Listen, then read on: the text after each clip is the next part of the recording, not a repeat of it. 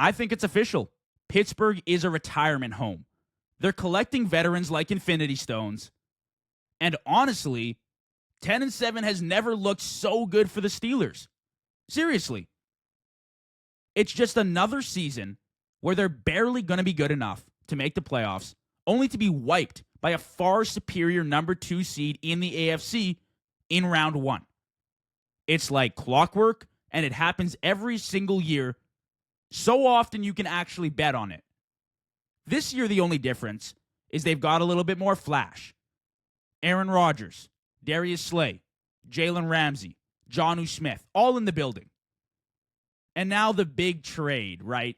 Minkah Fitzpatrick to Miami. They're getting Jalen Ramsey and Jonnu Smith.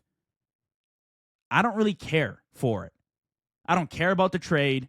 It doesn't mean anything. It doesn't change my opinion.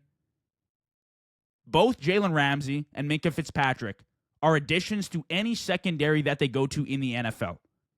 They're both good players. Maybe they didn't put their best on film last season.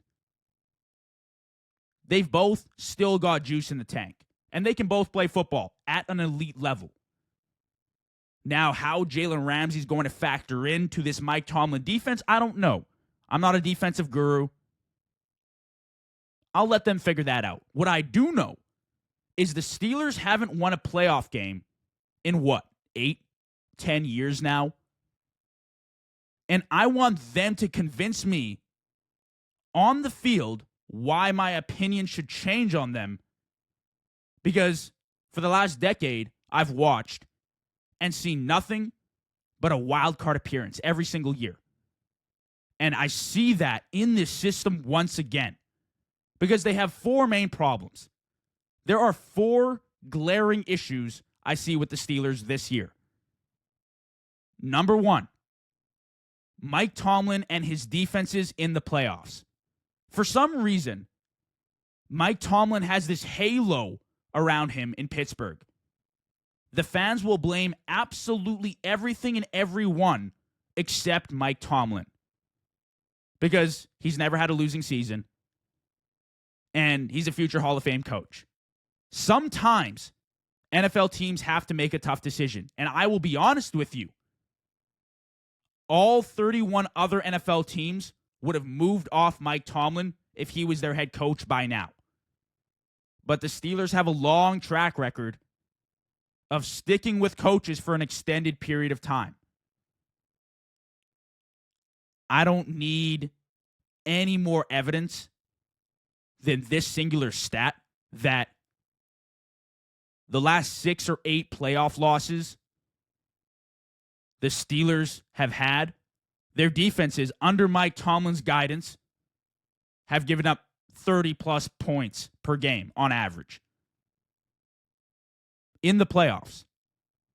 So no matter how good the offense is, the defense always seems to cost them in the playoffs. That sounds like a little bit of an issue to me. So yes, I think Mike Tomlin's a problem. I don't think they can win with him. Second issue, there's a lot of ego in the locker room now. Aaron Rodgers, Jalen Ramsey, DK Metcalf. And don't get me wrong, there's a time and place for ego in football. There's a time and place for guys that are locker room guys, right? That rile up the troops, that get the guys going. Last year, Philadelphia, C.J. Gardner-Johnson. You could watch games and pick out C.J. Gardner-Johnson and say, that is the guy that get these boys fired up. He gets them fired up. He gets them going. But you also need your studs. You need your Zach Bond, your Jalen Carter, your Cooper DeJean, my guy, to stay composed, to play good football 24/7. And that's not me saying C.J. Gardner-Johnson wasn't playing good football, but there's a time and a place. When you have a lot of mouths to feed in one room with a lot of ego and pride going around, sometimes that can clash. Sometimes that can deteriorate relationships in the locker room, play on the field. And all of that factors in to success for this franchise. So I'm not necessarily all for having all these big names with big plans, with big egos, all in one locker room. Third issue, TJ Watt still needs a contract. And from what I've read, from what I've seen, they're nowhere close. TJ Watt is one of the best defensive talents the league has to offer.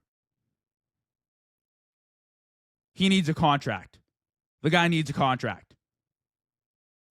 And the longer these contract talks go on, the more messy things will get. We've seen how it can tear apart players, how it can tear apart organizations. I watched the Cincinnati Bengals delay and delay and delay Jamar Chase, T. Higgins. And all that it caused was friction with Joe Burrow, questions in the media, questions from fans, confusion, and they ended up paying a 10% or 15% premium on their stars because they wouldn't just get the deal done now. And keep in mind, there are guys like Micah Parsons out there who also need a new contract.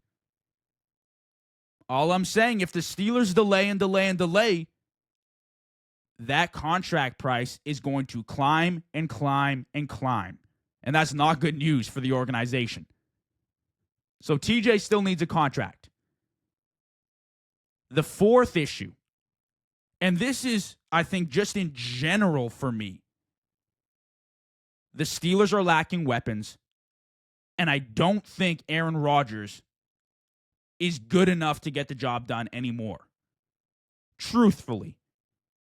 Outside of DK Metcalf, the Steelers lack at the receiver position and at running back. Period.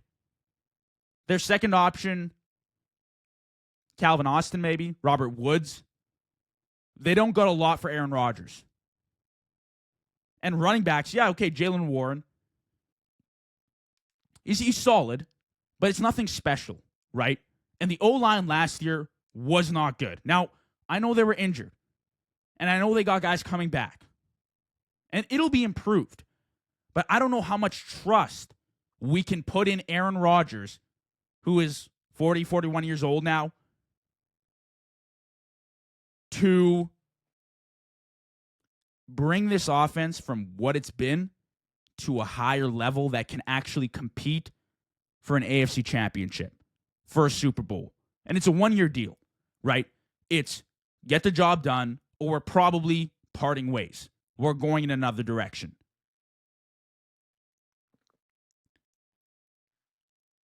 I don't think Aaron Rodgers has it in him anymore to win a Super Bowl with the Steelers with how this roster is constructed.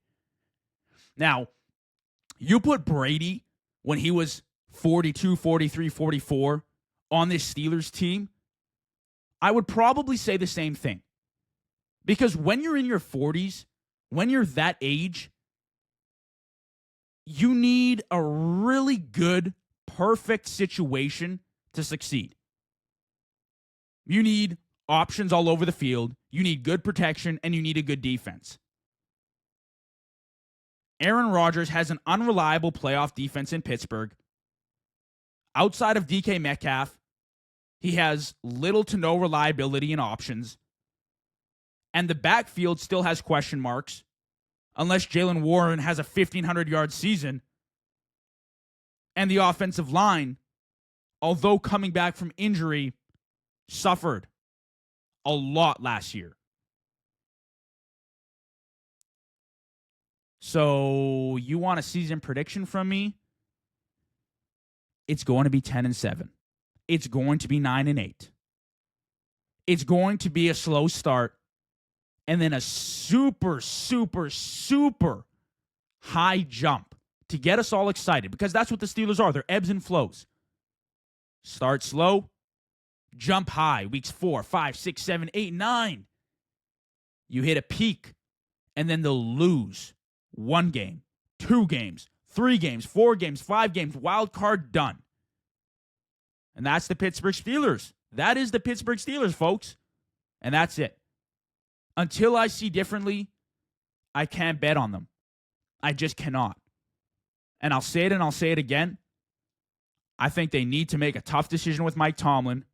And there will be another team that goes after him, and that's okay. But sometimes you need to make the tough decision, rethink, recalibrate, try something new. There's no problem in being bad for a year or two.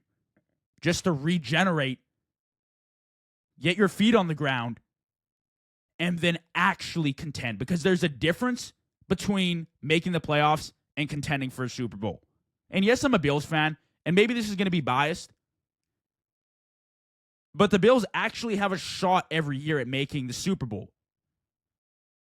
Losing to Mahomes by 3 points in the AFC Championship game is very different than getting blown out by 14 by the Ravens in the wild card.